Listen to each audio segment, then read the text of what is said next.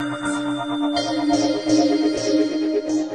and welcome once again to Red Gaming Tech. Today is the 14th of August and I have yet more news for you today concerning the Xbox One, as Xbox Live Director of Programming Larry Hube has confirmed that Microsoft still has no plans to release the Xbox One without the Kinect bundled with the console.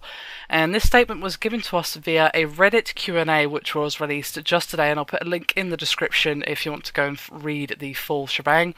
And basically he responded to a question regarding a non-Kinect Xbox One bundle, and he said, quote, "We have no plans for that. We are 100% all in on Kinect."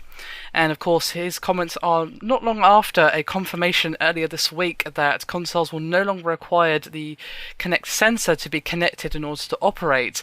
And of course that was a further backtrack from the fact that they were claiming not long ago that the Kinect was a mandatory requirement for the Xbox, and of course that is no longer the case. Not only can you have the Kinect connected but turned off and it will still work, you can now also have it completely just disconnected and the console will still operate just fine.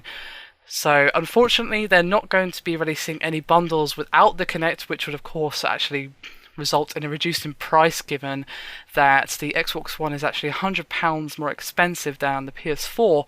That could be an interesting thing for Microsoft to do and might actually sway some people who are on the fence or perhaps just set on buying a PS4 simply due to the difference in price. I personally think it would be smart for them to do that because, well, if someone is just going to be able to unplug and not even use the Kinect and just sort of be sitting there like a very expensive brick, well, you should allow them the choice to not have it at all. But I suppose they put so much into the Kinect, they don't want to do that, and they want to at least give gamers the option. It's really tough to say, but I don't think we'll ever actually see a Kinect-less bundle, as much as I would actually prefer to that to be the case.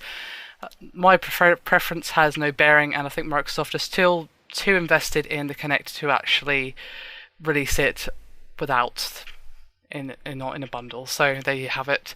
Also, there's a bit of a rumour going around at the moment, but I don't really put much credence into it. Basically, this rumour is saying that instead of the suggested November release for the Xbox One, we're actually going to be seeing it next year in Q1 2014. Personally, as I said, I don't really put much credence into it. Just treat this as a 100% rumour for now, as Microsoft has not commented on it.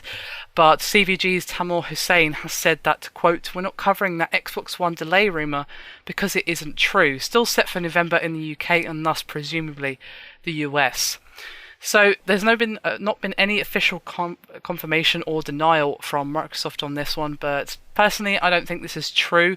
I would assume that we'll be hearing one way or the other about this. If Microsoft keeps silent, we can just assume that this is completely untrue and that it will be coming out sometime in November if this rumoured release date is to be true.